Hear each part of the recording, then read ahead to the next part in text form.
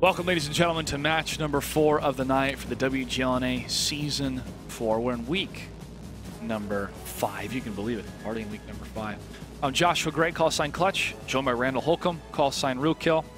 And recapping real quick, River of Blood defeated Gong Fu.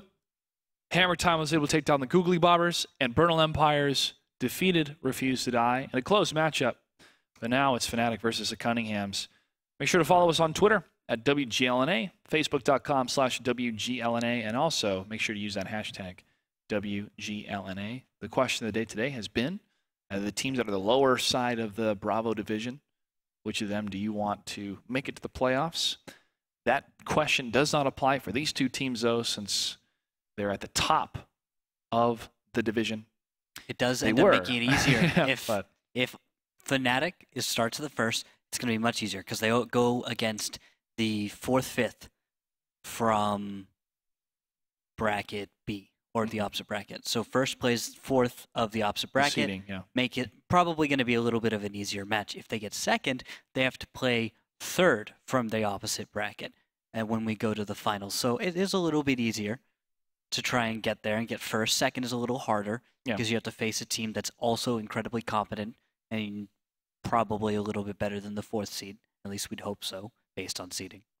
We're having a promotion right now, a little contest happening on Facebook, so make sure to check that out on our Facebook page, and also hit that follow button. If we reach 12,000 followers, we'll be giving out 2 premium tanks, and 12,500 followers will be giving out even more prizes. So make sure to do that. That supports us. It shows that you guys love what we do, and that's great because we love doing it. And we have a lot of people that work very hard to bring this show to you guys, and these players deserve all the recognition as well. So make sure to follow them on their respective Twitters and visit their respective Facebooks. Also, make sure to place your bets once the face-off begins. You have 4 minutes to do so. If you have any questions on how the betting works, ask chat, but it's real simple. Syntax is !bet, the amount of points, and then the team name. If you lose all your points, we'll give you 10 points to reset your points at. And the highest point earners will receive some very special gifts at the end of the season, so you definitely want to be here for every single match. Okay, Rookkill, let's talk about these two teams. FNATIC, number 1 in their division. If they lose tonight, does it change their spot? No, they're still number 1. That's how it works right now with league points. The last match was against Gong Fu, and that's one of the questions I'm going to ask. How seriously do they take that? FNATIC is a respectable team. They respect all their opponents. I'm sure they took it seriously. But if there's a time to be, to experiment it or try something different, it was up against Gong Fu. Tonight they're up against WGLNA veterans, the Cunninghams, who they've faced in round of 8 events for our finals and defeated them in the past. More of a vengeance match for the Cunninghams. They had a win against Hammer Time, the Cunninghams, last week number 4, but it went to a tiebreaker. So instead of 3 league points, they only received 1. They have 3 total draws in the series they had with Hammer Time. Based on the last series, the Cunninghams are now in 3rd place, based on Bernal Empires defeating Refuse to Die. A win would bring them back to 2nd place. A loss solidifies them being number 3 for now this week. So Cunninghams are fighting for their spot in the 2nd place of the Bravo division for tonight. FNATIC is fighting to keep their undefeated record. And with that, I invite the 2 team representatives to tonight's face-off. Gentlemen, good evening. Good evening. How are you? Good, Nagatron. You're looking very, very handsome and slightly devilish with the facial hair. It totally works. I haven't been feeling too well today, so I just let it go. I didn't worry about it. No, it's fine. It's a different look. All right. My question for you, FNATIC, is, Rookkill had this kind of mentality that you guys were toying with Kung Fu last week. Is that true at all? Did you guys feel that you could experiment at least with some of the plays you were bringing, or was it straight on, hey, we're going to play our game and we're going to play it well? I wouldn't say we were quite toying with them. We weren't playing as seriously as we would otherwise. I mean, the guys have a little bit of fun when it's in that situation, but when a team is down like that and they only have 5 tanks to play with, they get very, very unpredictable and crazy. So mostly what we were doing is just coming out and seeing where they went and trying to adapt to it. Like Ensk, for example, it looked like it was getting bad, but from the very beginning, we were like, well, if they're over here, we'll just cap them. So it's we weren't taking them lightly per se. I guess maybe a little bit, but it just kind of a function. Honestly, I feel that 5v7 can be sometimes disadvantageous to the 7. because there's more stress and more shame if you lose to that. But for us, we've been through it before, and just was what it was, man. It was what it was. It was what it was. No roster changes at all for FNATIC from this roster change. How is the team doing overall with your morale? You're number one in the division, so I'm sure everyone's doing great. But are you starting to kick into that preparation for the finals now, or is it still week by week? Well, we still have the playoffs before that, which is extremely important in order for seedings to the finals. But we've been preparing for it from the beginning. I think morale-wise, we're doing a lot better, especially after the whole thing with the grand finals. I think we're a little bit happier with how we work as a team, and that we're playing better. Obviously, we're happy with where we are in the division, but it mostly comes down to playoffs in the future. So I think we can lose the rest and still make it. I'm not really sure. Not that we want to, but but it is what it is. And actually, you guys were saying earlier that you being first may mean you get to play fourth, which would be easier. Not in this game. Why? Almost every time we've gotten fourth seed, whoever is supposed to be truly fourth plays higher than they're supposed to, and we end up getting somebody who's better in fourth than they were in third. Like every time. Yeah. Every time it's a fluke, and we get the harder team. So we just don't even care. It's just pointless to us at this point. We're like, whatever, we got to beat everybody anyways. So, all right. Let's kick on over to the Cunninghams. Hey, Martin, tell me about your roster changes. Tell me about conflict. What's happened? So we have 2 roster changes. We added Germ and Conflict, and we dropped T. Hansen and Declan. The Germ for Hansen change was planned. Hansen was there filling in because we didn't have time to find a 10th player at the beginning of the season. He was happy to be a backup T1. And Germ had tried out with us earlier, and so he's just continuing his tryout while on the roster, and he may see some playtime once the retro time ends. And we picked up Conflict because we only learned Declan wasn't going to be able to play the rest of the season at the very last minute. He just got a new job, so Conflict had tried out for us before he joined BS, and was one of the few people we could add that quickly on that short notice. So that's for that game, and hopefully it works out. All right, well, we look forward to seeing him next week once the red shirt is off. Why so many draws last week against your opponent, Hammer Time? The plan was win 1, draw 4. I felt, or I expected that Hammer Time would be a little more aggressive than they were, and then they were more aggressive than I thought that would be on mine. So all in all, I think it was more I just misread how the situation was going to go, and we ended up getting the win, but I felt like we probably could have taken that in regulation time if I had a better feel on what they were going to do. Yeah. Or do you have any words for FNATIC before we start? No, just good luck, and if you don't want first place, I'm happy to just take an easy win. So. Nagatron, any words? We'll just try not to make it easy for you either way. All right, gentlemen, best of luck. We'll see you on the battlefield. I almost asked A. Martin if he had any 6s, and if he would have said go fish. You should have. Why didn't you? I don't know. He maybe didn't have any 6s. What if I could read his mind? What if he did have a 6?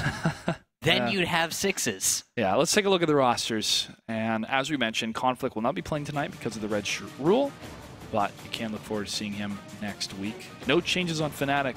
Let's take a look at that Jackie Rudo play, man. He's been doing well. Indeed, very much. Also, I kind of want to see T1 play come out because A. Martin is such a good T1 player. We're going to have to see him square off against the T1s of FNATIC, whoever they decide to put. Maybe Nagatron, maybe Relics, or if Junior decides to make a showing tonight.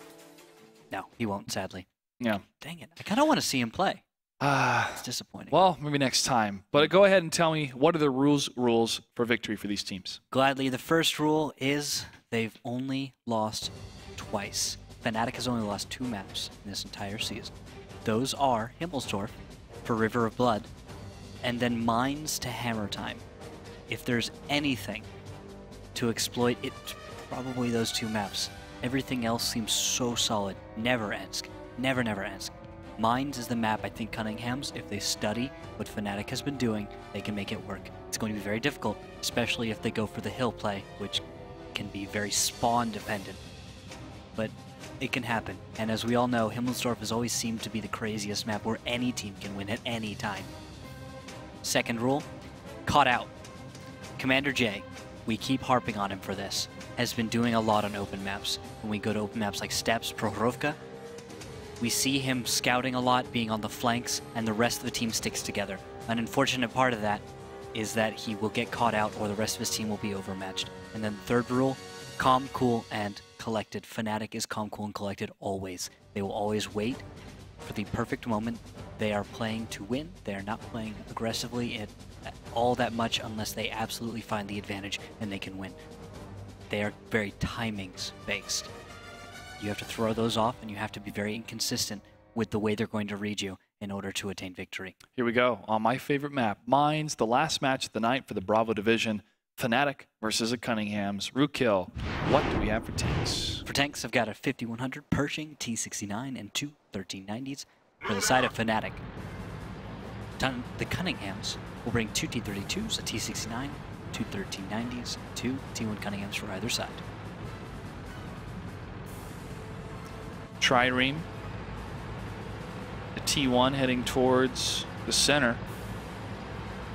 Yeah, slower play coming out of Cunningham's. Initially, the actual speed of the tanks. No, this is even slower play. They're going to the west Yeah. with Commander J and Countess. 1390s, and it looks like blind fire from comps. Well, blind fire from everybody. Baguk, Comps, Commander J and Countess are now loaded over on the mine side. Interesting.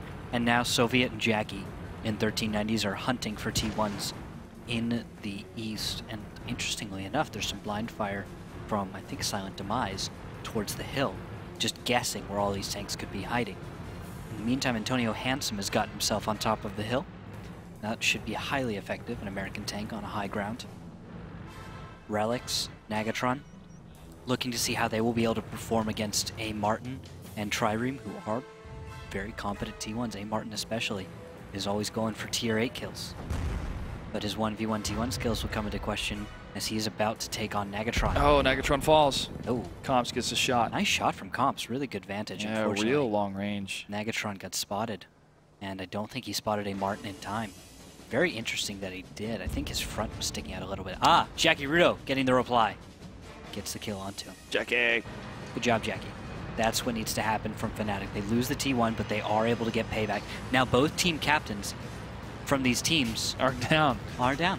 Both of those guys you just saw in the face-off are dead, and they're going to be able to control their teams expertly. 100%. 100%. All of the focus on direction. No longer having to worry about all of that T1 nonsense about Count. shooting people. Count is pushing up. Getting closer. And looks like the shifting in position will put friction more towards the hill. Militant will be watching the west. Relics in the T1 will be watching the west as well. And they're going to be leaving the east open. I guess they're confident that Cunninghams cannot attack the east. Or will not attack the east. Whichever. Countess gets hit to the side for 298. Couldn't tell where that shot came from, though. It was Militant 83. Nice. And Charlie 4. Well, Countess going to fall back, confused to where that came from. Commander J looking towards that direction to make sure that none of it's coming straight north in the 3-4 or maybe even 5 line if he's able to shoot there. Countess now going to fall back away from the mines, head into the south. And actually, look at the movement coming from Soviet and Jackie Rudo. We have a shift coming out of FNATIC.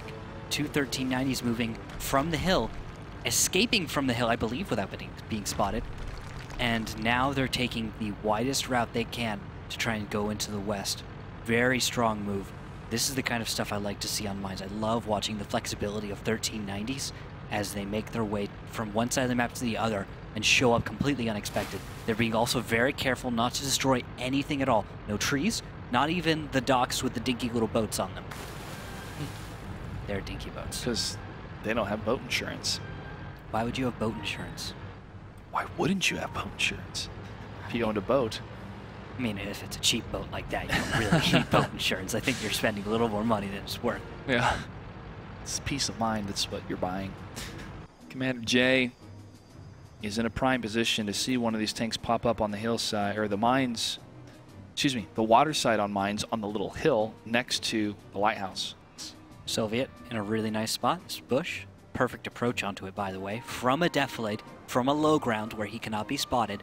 There is no direct line of sight on that approach into a bush, where he is able to watch his opponents from superior camo. You remember, all of these crews have every single crew skill unlocked at 100%. That is everything. 100% camo, brothers in arms, everything. These guys are the stealthiest tanks, or the stealthiest versions of these tanks that you can actually get. And Soviet's going to be taking that to his advantage, not wasting any chance. Oh, well, as I say that, he wastes the chance and gets out of the bush. Thanks, Soviet. Real great, buddy. And he gets himself spotted, actually, ruining, I think, the element of surprise that previously was held by those 1390s. Now the Cunninghams know there are 1390s in the west. Long-range shots being fired from the Cunninghams. Soviet's going to have to leave. Bagak fires again. Consistent fire tank at the T-32. We saw a similar position here from Fun Gaming.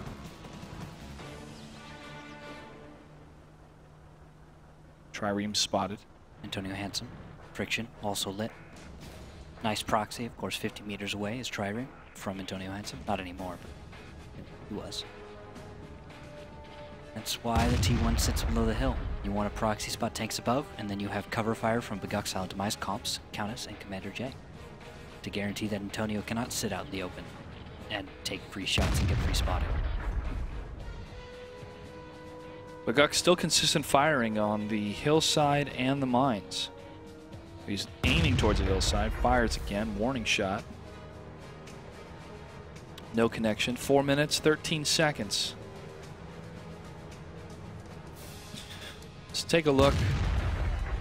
What was that trivia question you had earlier, Josh? Did you answer it? Yeah, we did. Velocity, what was that again? We did. The velocity of the T-69. Oh, okay. And what was that? Comps on heat.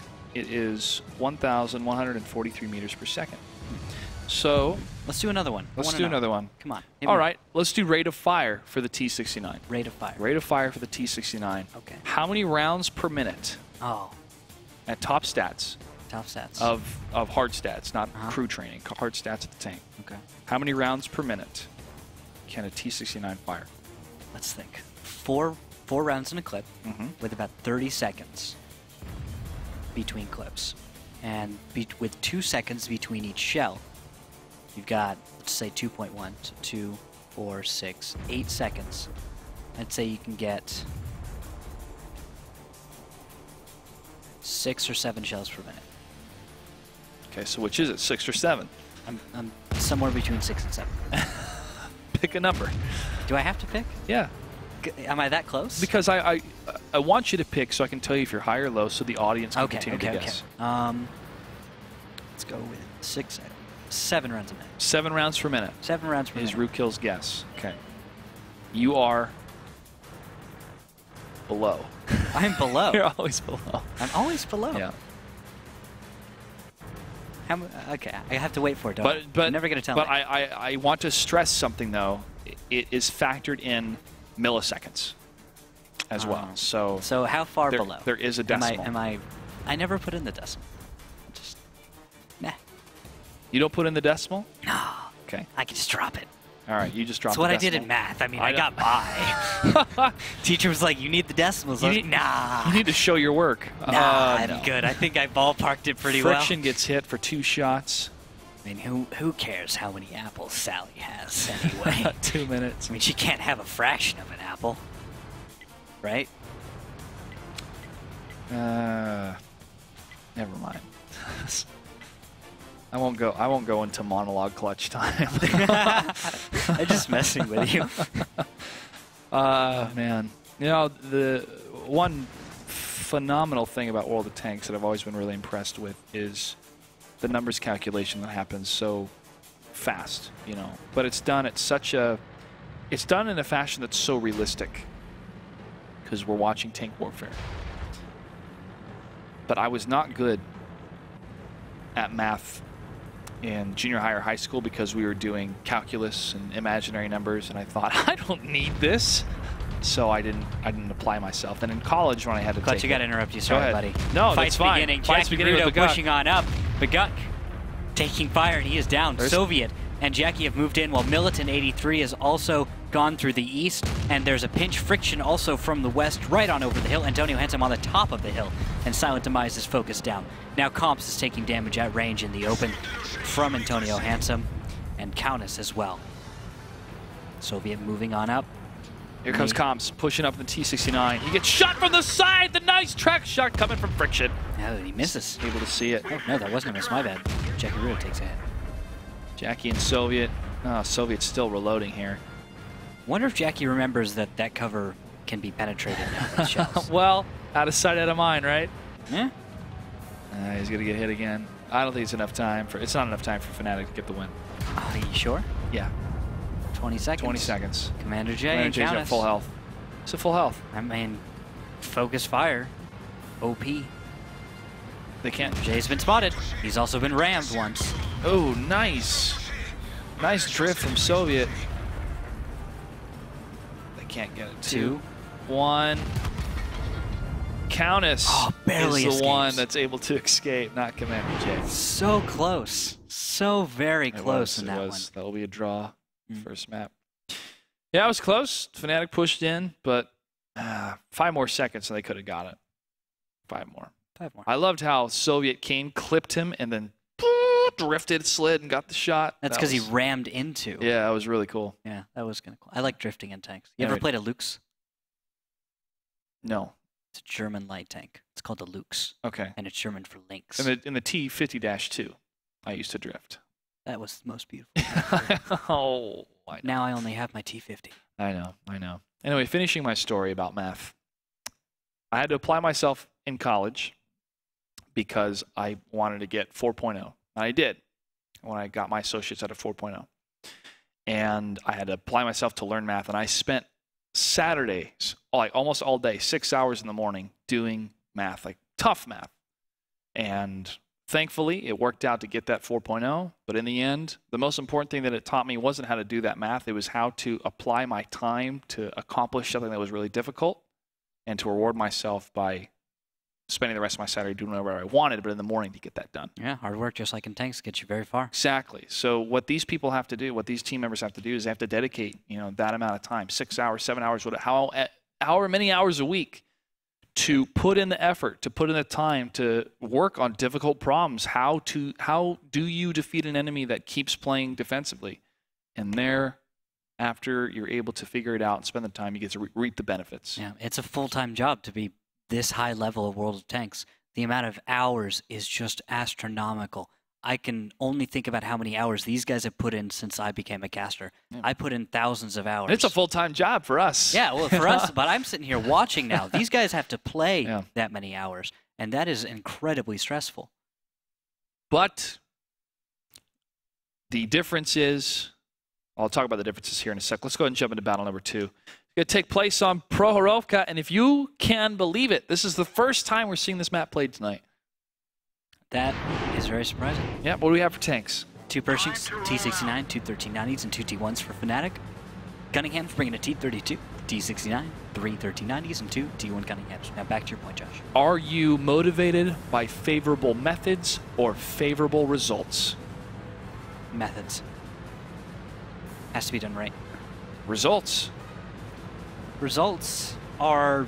It may not be favorable to dedicate 30 hours a week to playing tanks, but if that's the method, but if the result is you get to win... Oh, time's fine. If the result is you get to win, then are you motivated by winning, or are you motivated by how easy it is to practice? No. Ease is not a fact, not what I'm talking about. When I say motivated by... Stephen Covey's 7 Habits of Highly Successful People. When I talk about results, I mean... and methods, I mean camping. Oh. Or being aggressive and progressive through the entire match. I hate sitting still. 243 damage against Commander J there.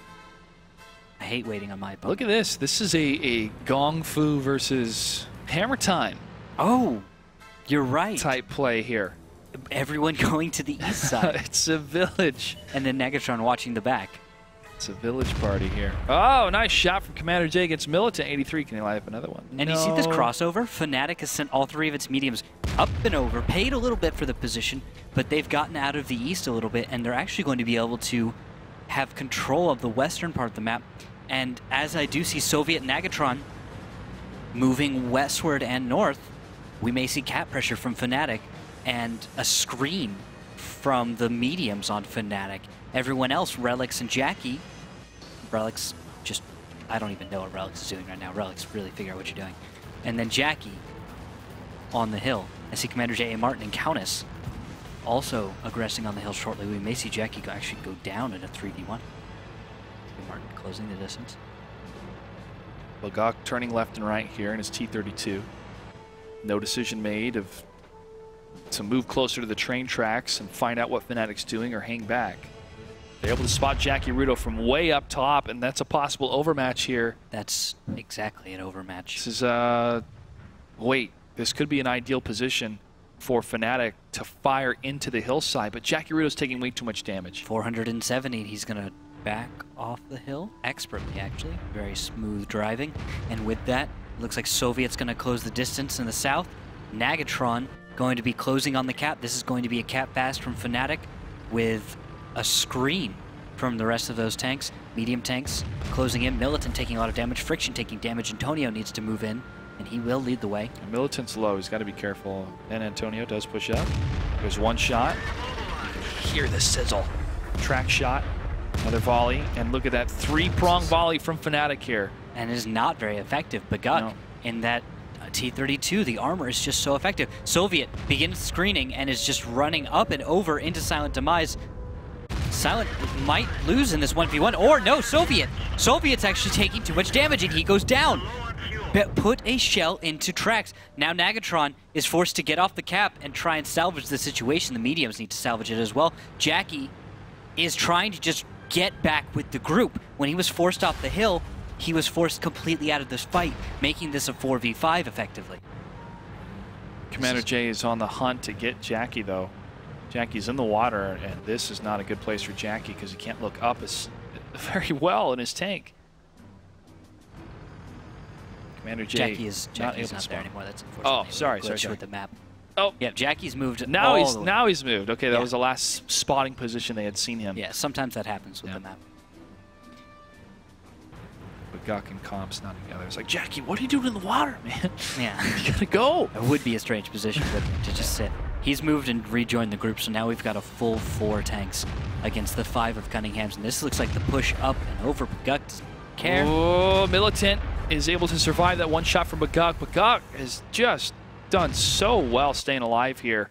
And Militant tries to fall back, and he does fall to Baguk, and Friction is now in trouble as Countess pushes up. Tony Handsome takes down Silent Demise, but Comps destroys Friction. Jackie Rudo pushes up against Comps. Commander J takes him out. All right, the pressure's on. Can Antonio clutch it?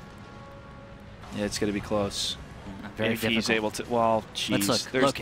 Look at the 21390 still alive. Yes, they have 900 or less hit points. If Antonio Handsome can unload a clip at a time into any of these tanks, he has the potential for victory. They have to give him time between these clips. And that is because, of course, a T-69 has about 900 damage average, I believe, in a clip. Ooh, Antonio gets Baguk. Now he has to face the 1390s. Now he has only 2 shells left.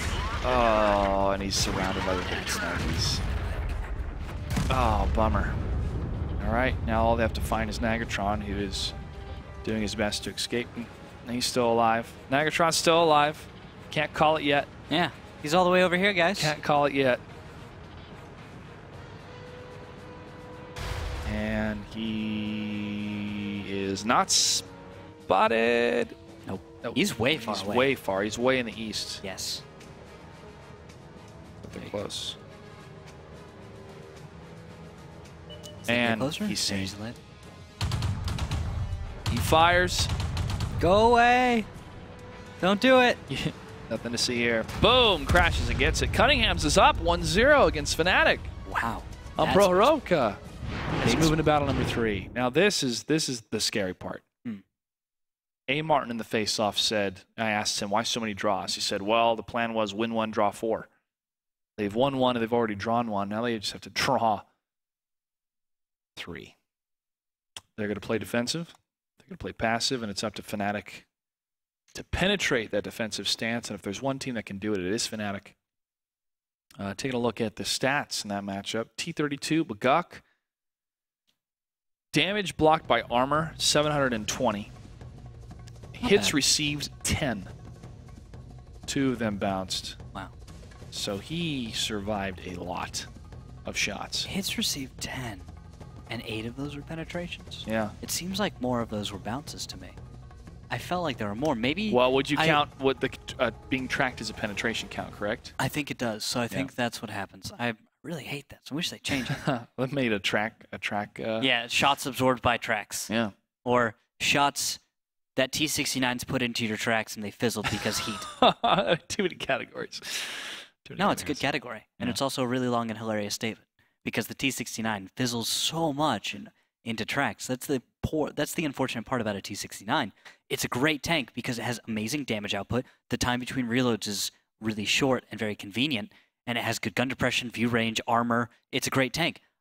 The con is that its gold rounds, which are what you definitely need for this level of play, only have 250 millimeters of penetration. And because a heat round is actually a shaped charge, it doesn't actually work that well against spaced armor.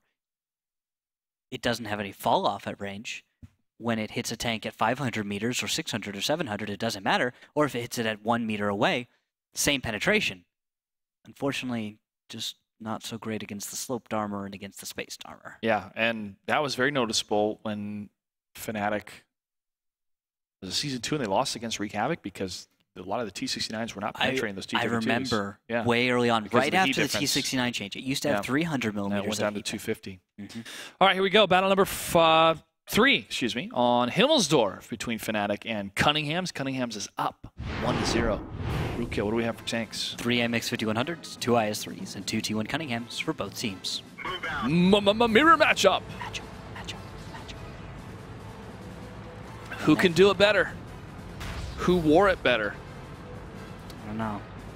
If you're looking at Nagatron's little beard thing there, little goatee he's trying to grow out. I shaved down to a goatee when I had a beard, and I looked like an evil person.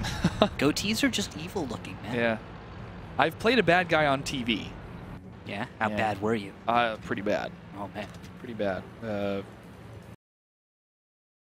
Serial killer. Bad. That's pretty bad. Yeah, a couple TV shows I've been on, but no goatee, clean shave. I just felt too evil. I went with a goatee. Does it feel evil? Does it like just feel the evil on your face? You feel different. It's just like having a camo on your tank. Does it perform better? Not necessarily, but it feels different. Mm-hmm. You feel, it's like if you wear a suit, you feel different.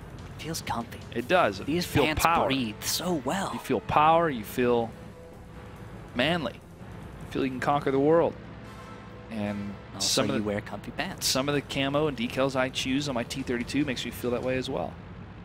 I put the German flag mm-hmm. and the Brazilian flag on my Pershing because I'm a horrible person. Let's see. See, that's how I do World my Cup. camo.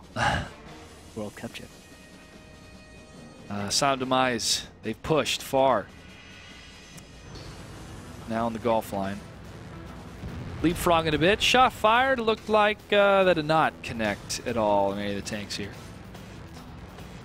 Sodomai is going to dance back and forth, looking towards the courtyard. No dice for a tank to find.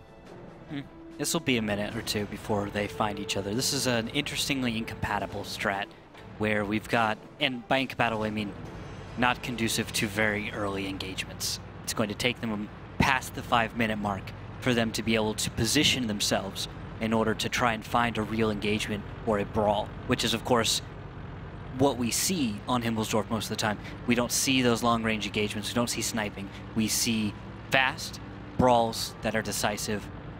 If anything else, it is a slow brawl that is indecisive. Yes. But fast brawl is decisive most of the time. Well, this is the map, one of the maps that FNATIC has lost on in their career, the WGLNA. Yeah, I remember. Well, of course, to the most, actually. Go back to it, River of Blood was the most recent team to defeat them on Himmelsdorf. Yes. River of Blood, of course, having some trouble performing, but this is the kind of map where high aggression, like what we see out of River of Blood, is capable of getting the win. It's not all of this time-based stuff where you're whittling them down, because you're almost never going to get that. With these hard corners, and hard cover, you just go around the corner and you fight. There's no halfway about it. You just fight or you don't. And maybe Jackie can get some sniping here, but you have cover or you don't. That's the way Himmelsdorf works. That's a good way to put it. You have cover or you don't. This is, of course, compared to open maps and Yeah. other maps Yeah, where it's- you can have kind of cover, or you can have a hull down, or you can have bush to make it so you're not spotted. But on a map like this, it's very straight. There's curvy roads, straightforward. No, it's very straightforward map. The hillside is what makes it unique. The hill play is what makes it unique because it takes a while for the tanks to get up there. Once they do, it's rare that you can find the enemy tanks down one of the alleyways that leaves you exposed. And usually one of the T1s will pop up there to scout what's happening. Not the case this time for Cunninghams. They have no tanks in that direction. Yeah. But Nagatron is up there, so is Jackie Rudo. Down below, Relics is meandering around in his little T1 Cunningham. The old man of FNATIC. Older than time. He is a father. He's a cool guy. He's also bald. And has such a shiny, soft head. Bald is beautiful. My dad, who is also bald, would say that his brain grew too big for the hair to continue to grow on the top of his head. That's the excuse. Yeah, I was bald once. And I used to do the bald thing. Shave off in the summer. Yeah. It's pretty good. Did it for a role I played. A number of years ago. Friction, A. Martin.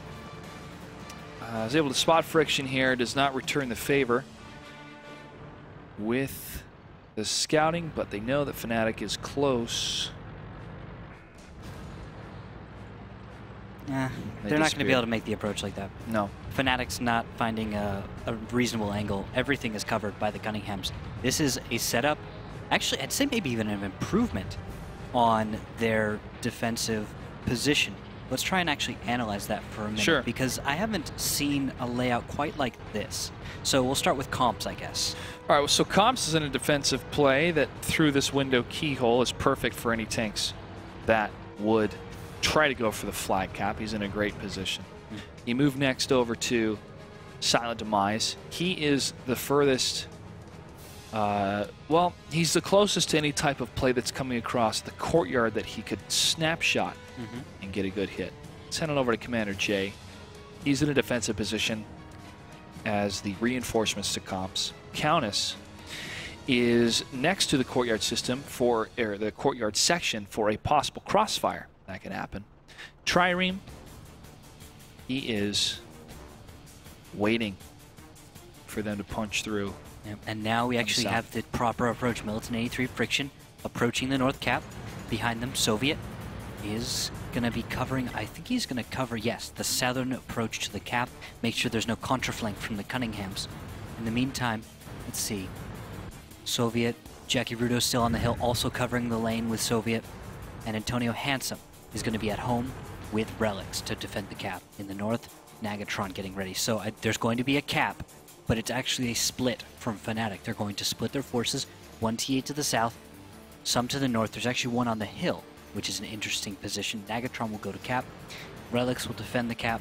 Militant 83 and Friction will begin aggressing onto the cap. Yeah, this is that play I was talking about, Roadkill, the win 1, draw 4. 3 minutes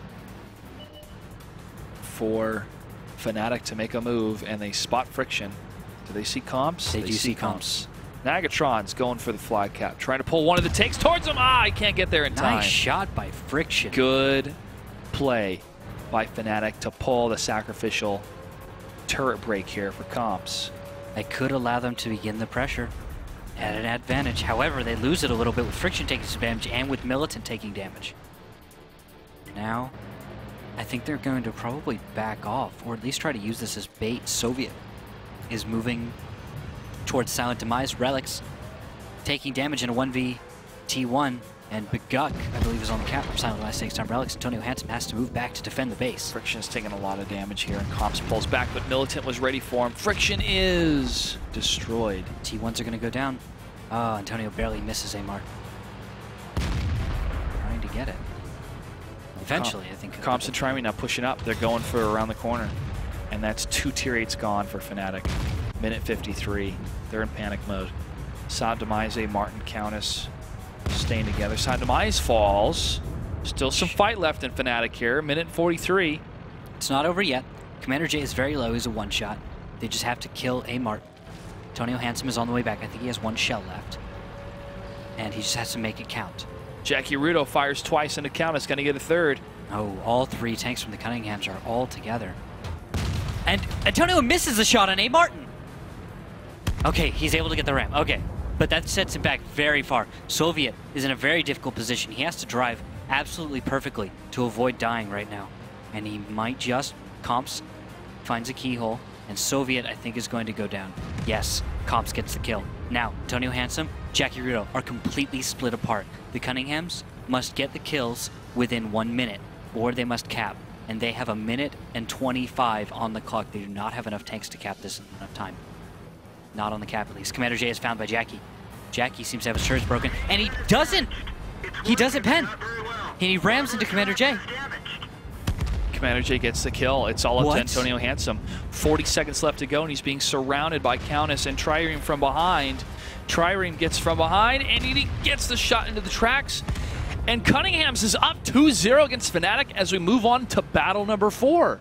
So that means the best scenario for FNATIC is a tiebreaker.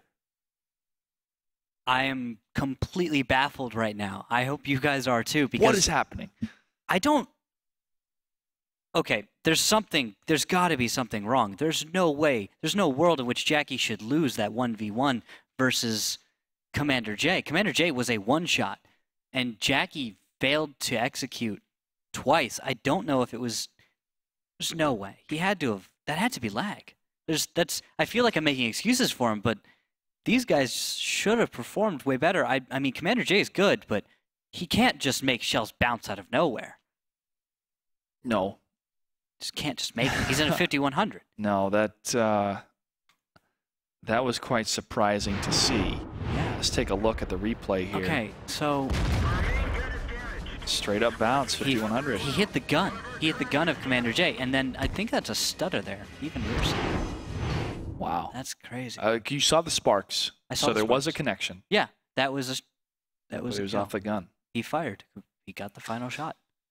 I'm just absolutely baffled by what is the next map? Ensk. The next map is going to be Ensk. Okay. Cunninghams draws wins. Draws wins. They Yeah. only have to draw one more time and they win. And that would actually deny any wins in this series for FNATIC, which would be out of this world. If anything, I'd expect it to be a close series, right? Yeah. You'd have maybe 2-3 or 1-2 in the series or something like that for in favor of the Cunninghams if they won, assuming draws and stuff. So let's go back to Prohorovka real quick. The breakdown is that FNATIC was in the southern portion, and they went up to the hill with Jackie. Okay, a play that they decided that they're not going to expect this. Cunninghams did the same thing, except on the opposite side. Yes. And they overmatched Jackie Rudo on the hill. He took too much damage. He was out of the firefight. But Guk absorbed a lot of damage in the T-32 and continually was able to stay alive despite the 3 tanks moving in. Yeah. FNATIC couldn't get the kill against him, and Jackie took too much damage. 2 isolated incidents, but combined gave Cunninghams the advantage, and they took it. That was their one win. It's just... We'll talk more about this. Yeah. Let's jump into Ensk here. Battle number 4 between these two teams. Cunningham's up 2-0 against FNATIC. What do we have for tanks, Rico? Okay. Tanks, 3 5100s, 2 IS-3s, 2 T1 Cunninghams for either team. So we've got a mirror matchup. Mirror matchup. Yes. Matchup. Okay. Let's talk. Let's break this down. That's fine. Let's break this down. You jump into Himmelsdorf. Yes. And Cunninghams is waiting for FNATIC. FNATIC can't break through. Militant 83 takes too much damage around the corner. And it falls apart from there. Jackie Rudo had some great shots against Countess. They were waiting for them to come across the courtyard, but the way that they were set up seemed that they expected Cunninghams to move down 2 alleyways and they didn't, or they moved too late. Commander J is spotted. He is spotted here. Trireme is lit. Relics is lit. Soviet is lit. We're going to see a Relics dead soon, but Commander J is going to take a shot. He's going to have to go into cover. Now Trireme can get the shot onto Relics, but no, Trireme is going to take a hit as well. Soviet being able to deal plenty of damage here. And behind him, Jackie Rudo firing. Friction firing. Not making enough connections, but there is already about a 600 hit point lead in this battle. That's a start for FNATIC. I think they might have gotten a little motivation. If anything I know about FNATIC is they never used to start, back when I played, they never used to start up in the series. They'd almost always start down, but they'd always come back. They would always, always, always come back. And it would just take them a little time to get momentum. But they've taken a little bit too long to get momentum in this series, and that's going to hurt them. If this goes to a tiebreaker, and let's say Cunningham still wins, they're still in 3rd place on the 1 league point. We'll have to check the standings. No, I think you're right. Yeah, I think I'm right too. I think I'm right a lot of times, Rukil, and it's kind of a scary thing. It's crazy, right? All right, past the 8-minute point. Cunningham's again. They take down Relics. Cunningham's only has to play defensive. They play for the draw, they win the series. FNATIC down 0-2. They might not be able to get into that situation. FNATIC won't let them, because FNATIC will not allow there to be a draw. They'll start an engagement early. Yeah, that's what they must do. They will, especially at the 3-minute mark. And Ensk was a great way to show that type of play. We talked about yesterday the key to try to break defensive groups, but that's when they spawn to the south, not from the north. And they've taken the hillside here. I'm gonna take a look at Baguk, who, man, that T-32 play was a large element to that win on Prohorovka. Just the armor itself was effective enough. Militant 83 just bounced a shell off the top of his turret, or off the side. Ah, actually off the gun mount, centimeters away from the penetrating point. The T1 of Baguk. He's not going to be able to bounce really any shots here. I mean, he could absorb one in tracks. He could. Remember the time when a T-69 bounced off the turret? Yeah. Yes, I do. Yeah, that was I remember the laughter that ensued. Was that with the Cunninghams? I think that was a Cunninghams match. I'm not sure which team, but I think there was a Cunninghams match. I can confirm it did occur. It's mind-blowing. 6 minutes, 35 seconds. Time is of the essence for FNATIC. And it looks like maybe a shift in position. Jackie Rudo. Okay.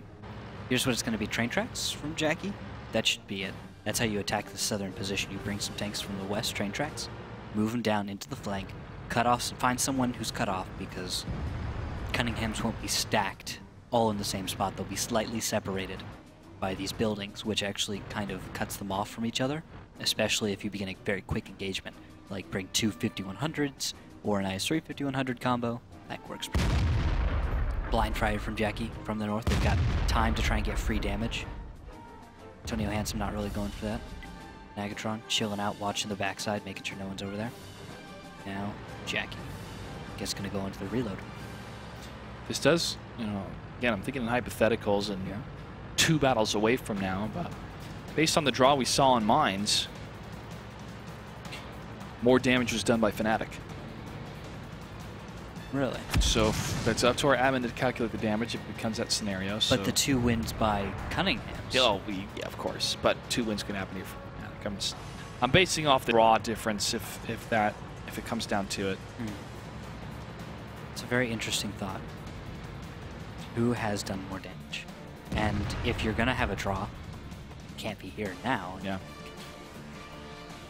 All right, well, since we're approaching the 5-minute mark, let me tell the world what the rate of fire is for the T-69. Go for it. What is it? 7.27 rounds per minute. Ah, so I was 0.27 off. Okay, and then you get a little bit more, about 8 with a perfect crew and with the consumables. Also, vents. Don't forget vents are an important part. As you can see, Nagatron's got vents. Antonio Handsome does not have improved ventilation on his 5100. Neither does Countess. Interesting. Neither does Jackie, and Soviet does. But here's the push. Friction, Militant, moving in. They're leading the way in those IS-3s, and they're connecting onto Commander J. 2 connections. He is down to 1 shell. 1 hit point left. Oh, there goes Trireme. Soviet gets the kill. J staying alive as long as he can. Countess is next. From far away, he still sees Antonio. Yes, he's still spotted, but he has to deal with Jackie, Militant, and Soviet, along with Friction pushing up. Countess fires back. He takes a shot to the front. Now they're going to need to find a target. FNATIC cannot lose momentum in this fight. If they do, that's where Cunninghams can come back. Countess is the target now. He's taken plenty of damage, but FNATIC is surely paying for that position and that advantage. They are up, though. 5 tier 8s still alive against 2 tier 8s left. This is where FNATIC comes back. They have that huge advantage right now with damage output. They're up against 2 IS-3s. Comps ready to fire back. Does, when he falls, silent demise on A. Martin. Last one's alive here. Notice that FNATIC pushed with plenty of time to seek out that T1 for the kill. That HP sharing, Jackie blocking excellently, but Silent Demise is not going to have any of it. One more shot and he will go down. He bounces on Militant. Oh, wow. Oh, Silent Demise, I expect more. There's some serious bounces happening in this matchup. And there we go. FNATIC puts a point on the board. That was brutal. Look at the end result. I see Relics as the only dead tank, and he's a T1 Cunningham. Everyone else is alive. And Jackie Rudo, oddly enough, has taken almost no damage. Antonio Handsome ends the battle at 170, Friction at 115, and Militant 83 at 145 hit points. They are all less than the average damage of any tier 8 on Cunningham's side. They really didn't get their focus fire down. Yeah, but it was great, huddled together, positioning at such small little windows to share that HP. That is a well-coordinated team, very well-coordinated team. You can see the push here. They focus on Countess next, then they move to the next tanks. The IS-3 is the last one's alive. People ask themselves, how do we stop these teams from camping and playing defensive? Watch FNATIC. Yeah. They figured out their opponent's positions. They mapped it out. Nagatron, Friction, knew what was up, and they said, all right, here's how we're going to do it. We're going to go right down the 8-9 line, straight down the road, right in the open. We know where they are, and we're just going to drive by one tank at a time. And I saw points where the momentum started to slow, but FNATIC kept with it. You saw, again, when they went to Countess, and when they went against Commander J. Commander J was one shot away, but the IS-3s were in so early that they actually would have wasted a huge amount of time waiting for the reload to get the kill. Soviet swoops in a few seconds, probably 5 seconds earlier, and you would have had insane momentum from FNATIC that would have resulted in even cleaner win. But the execution a little bit off there on the timing. They were able to recover it and continue the momentum forward, actually regroup. And because of that, they found Countess eventually. Countess getting himself too exposed, I think. And that actually allowed them to find the momentum and focus on a tank. Because FNATIC actually stalled there for a moment. They couldn't figure it out. Countess was looking for that Antonio Handsome shot for a little while because he figured even if it's a long-range target, at least it's taking down a tier 8. He couldn't get those shots, and that's what left him open for the rest of FNATIC to push in. Good coordination. Can they do it again on Cliff? If FNATIC doesn't win this battle, it's a match win for the Cunninghams and 3 league points. Here we go. Battle number 5 on Cliff between FNATIC and the Cunninghams. What do we have for tanks? For tanks, I'm looking at 2 T69s, 3 1390s, and 2 T1 Cunninghams for FNATIC. For the Cunninghams, 2 Pershings, a T69, 2 1390s, 2 T1 Cunninghams. Taking a look at the initial approach of the Cunninghams. Baguk. Comp, Silent Demise going in the center, while 3 of the lighter tanks, one of them a T1, the other 2 are the 1390s are going up the 1 line. And an interesting clutch, you might be happy to hear this, is this east play from Militant, Soviet, and Jackie. They're taking the easternmost route. And yes, they are. Militant is in the east. Soviet and Jackie all taking the east, being very careful to not knock over trees until I probably jinx one of them, and they do. But right now, this timing Trireme is lit. Trireme is lit. This is important because they're not set up. The T1 is not set up to scout this further along. He was spotted. He got scared off. Yeah. And now these turrets are going to break. Baguk gets hit first. They hit Militant 83, though, very, very quickly. And he gets down to 734 damage. Jackie Rudo fires it towards Baguk. The damage spread is favoring Cunninghams a little bit here. Baguk is almost down. That T-32 is absorbing so many shots. And now Silent Demise rolls in. Consistent fire tank. May not be able to finish off Militant, but Trireme might be able to pick up a kill. Comps goes down. And now Militant dies, but that is a 2-for-1 engagement. Jackie is backing off, and so is Soviet. They're on their reloads, but in come the medium tanks right down the middle. That is Friction and Antonio Hansen. They are engaging Commander J and Countess. Look at this split from Soviet and Jackie. They're splitting the forces of Cunninghams to chase him. Trireme, is he going to fall off the cliff? Jackie, you got to be careful. Here comes Silent Demise, misses the shot. Jackie Rudo backs up. Silent Demise almost pushes him off. Trireme takes some hits. Jackie takes a hit against Silent. So he can save him. He does. And he does. And Trireme falls. FNATIC puts their T1s on the flag cap. 3 tier 8s versus three tier 8s and 2 T1s from Cunninghams here. FNATIC has the T1s on the flag cap. Commander J, 2 shots.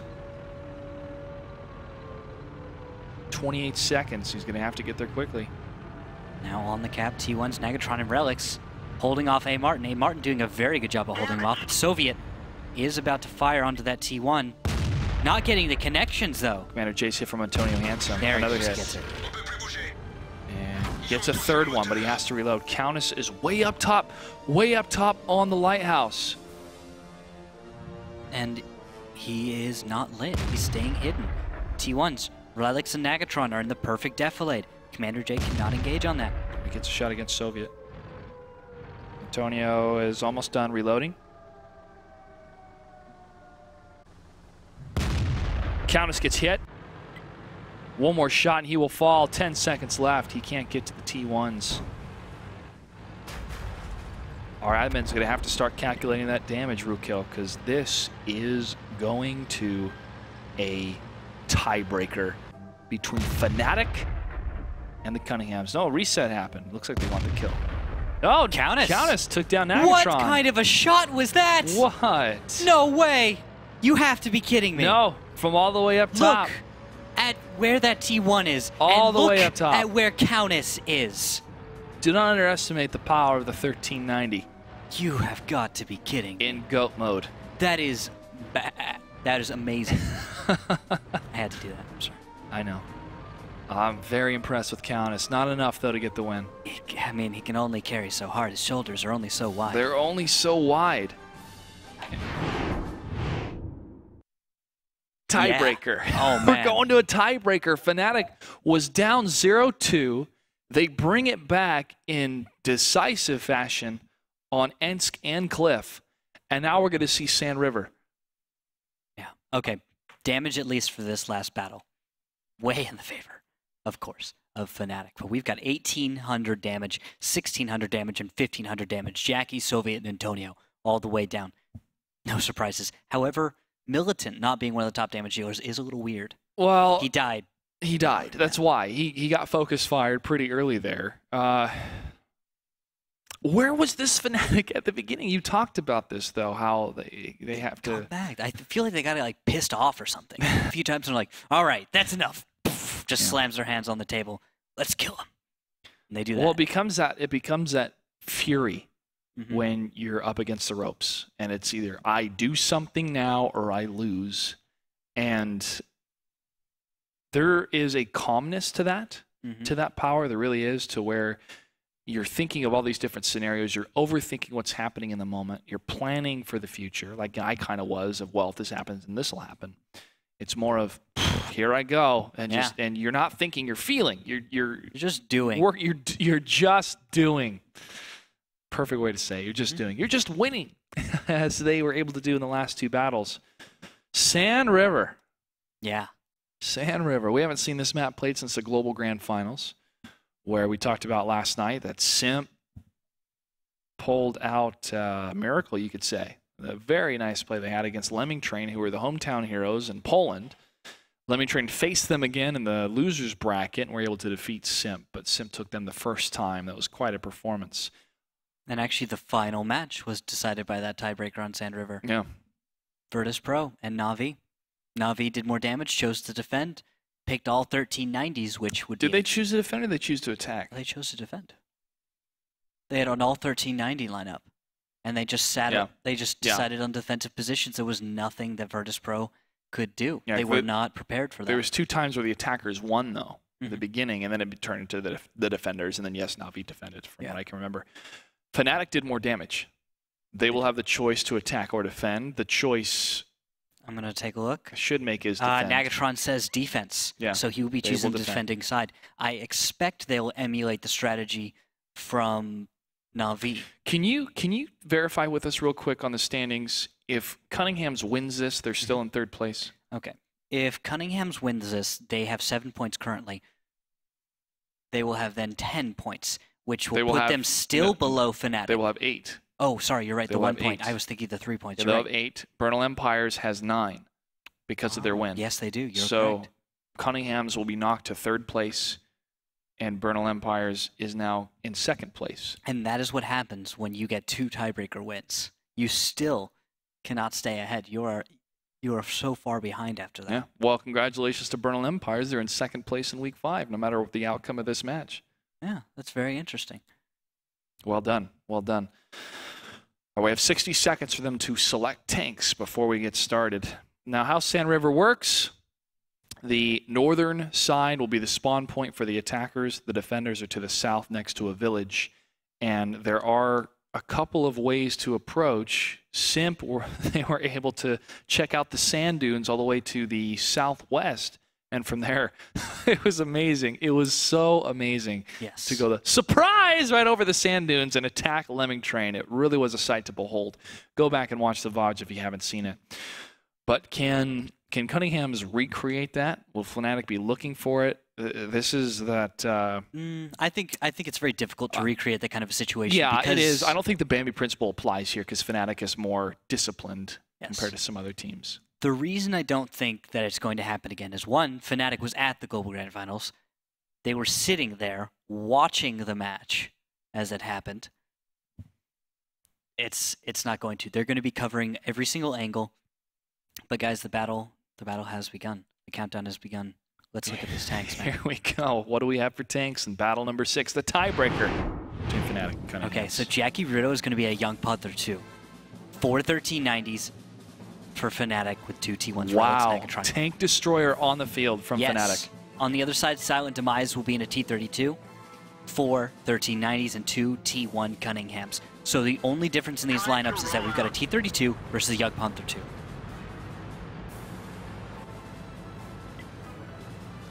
Here we go. The silence is the calm before the storm, the deep breath before the plunge, as either team will take 1 point. And now the opening move. We've got Soviet. Actually, Soviet's probably very important as he has spotted Trireme. Yes, he has. Trireme making an opening scout run. This throws me way back. I know. This throws me so far back. Even a year before I met you, Clutch, I was playing this map in Clan Wars. I played this map many a time with my M103. As I was grinding towards the E110, E5. The tank that runs off apple pie. Freedom. And now, the opening moves. We got to get back to those relics. Yes. Is proxy spotting right below one of the hills. And actually, there's the opening. There's the aggression. We've actually got moves from Commander J. Comps, Nagatron sitting around his T1, Relics in his T1, very close to the cap. You've got a little bit of aggression, and Militant 83, very far to the east. Jackie Rudo in that Young Panther 2 is going to be covering him. Interesting vantage.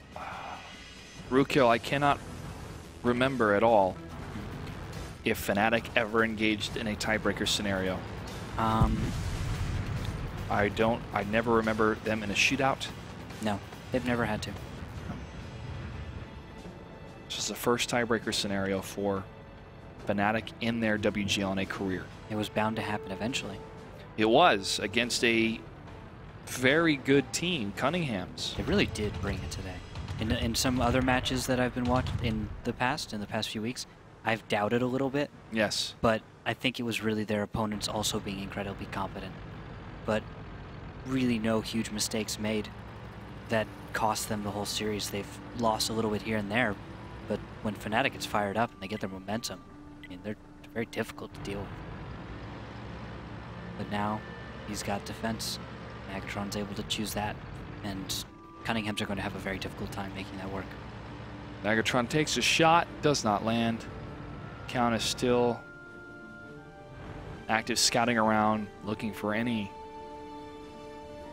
potential opening in FNATIC's wall of steel, sand, and brick.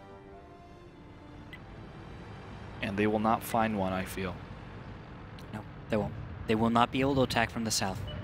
It's not possible. You must aggress from the north. Hey, Martin Falls, first tank, eyes and ears down. As a reminder, people watching, FNATIC, if this is a draw, they win since since they are the defenders. That is assault mode for you. Cunninghams have to tank aside. They have to kill all the tanks on FNATIC or capture the base.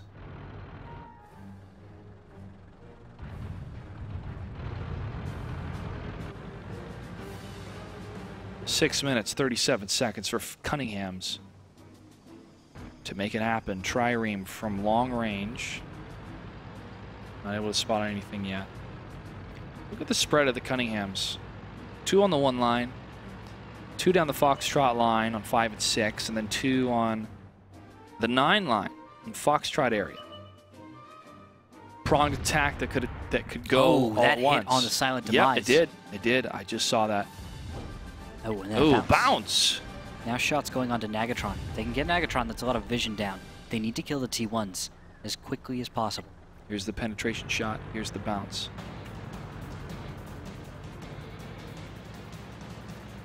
And now friction is lit. He goes dark.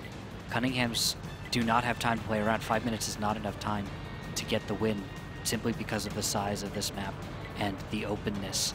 Along with the rolling hills, you can hide 1390s in places you wouldn't think possible.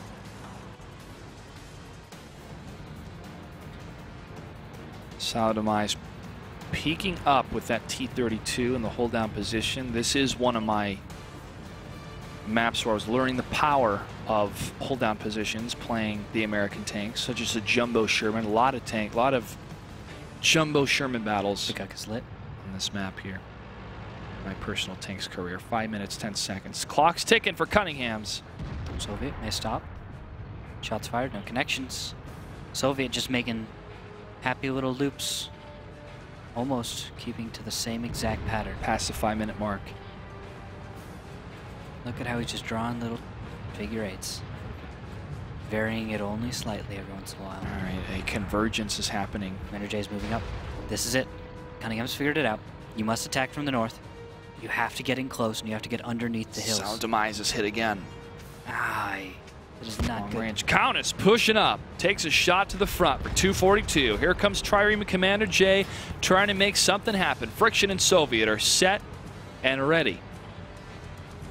Just zeroed on that position. Commander J up and over. Surprise. It's those dunes. It's those dunes. 520 damage from Jackie Rudo from the tank destroyer. Shot to Commander J. That's half his health.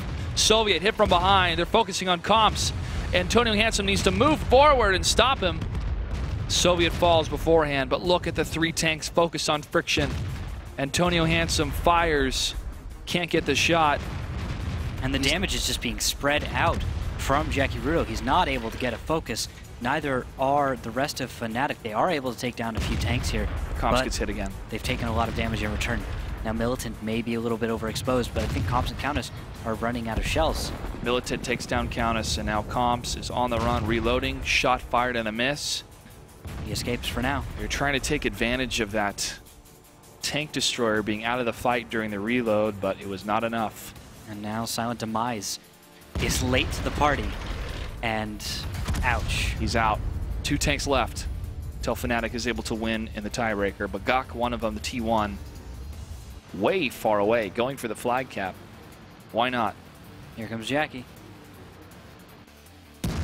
And Jackie Rudo takes down Comps on the run. But Guk is the only tank left. He's the last one. Nagatron sees him, fires, and poetically, the leader of FNATIC is able to bring him back to a tiebreaker scenario and kills the final tank for the 1 league point victory. FNATIC has been undefeated so far in this season. They've only lost 2 battles overall before this series.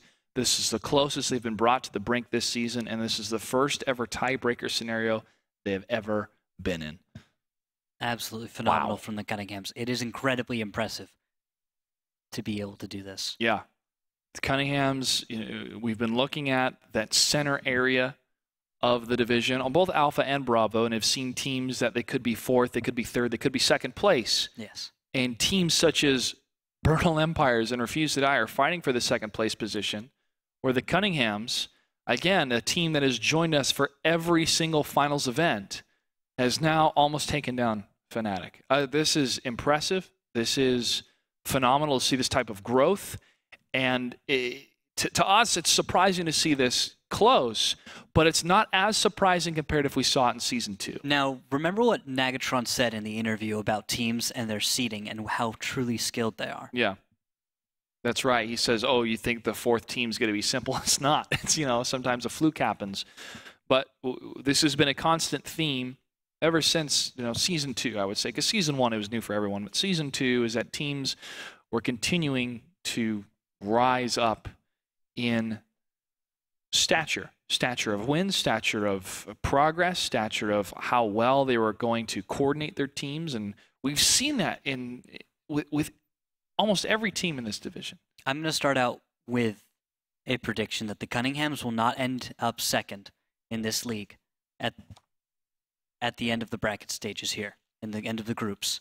I think they're going to end up with that third or that fourth seed, and they're going to end up surprising us just how Nagatron predicted. I think he was right. After seeing something like this and seeing the way this has affected the placement of the league, Cunninghams may sit at second for the rest of the season. Possibly. Well, very, very good night of tanks tonight, ladies and gentlemen. I'm glad you were able to witness some really good matches tonight. Let's recap what happened for the matches. First off, River of Blood defeated Gong Fu 3-1. Next up, Hammer Time was able to defeat Googly Bobbers 3-1. Bernal Empires took down Refuse to Die 3-1. And in the end, it was 3-2 in a tiebreaker matchup of FNATIC versus the Cunninghams. Let's take a look at the Bravo Division standings overall of where they stand at the end of Week 5. At the top, it's going to be FNATIC with 5 wins, 1 tiebreaker win at 13 points. Bernal Empires right behind him in second place with 9 league points. Hammer Time tied up with the Cunninghams at 7, along with River of Blood. Yes. Now tied for third. The Cinderella story's still alive for River of Blood. You got to believe. You got to be in the belief business. Refuse to Die at 6 league points. Googly Bobbers at 3. Gong Fu at the bottom at 0. That was a big win tonight for Bernal Empires. Tough loss for Refuse to Die, but they still have 2 more matches for this season, and they may have some tough opponents. You can't discount them yet. It's a possibility we could see them in third or second place overall. I mean, this is absolutely an astounding series. I mean, the standings of each and every one of these teams, aside from FNATIC, I would not have expected.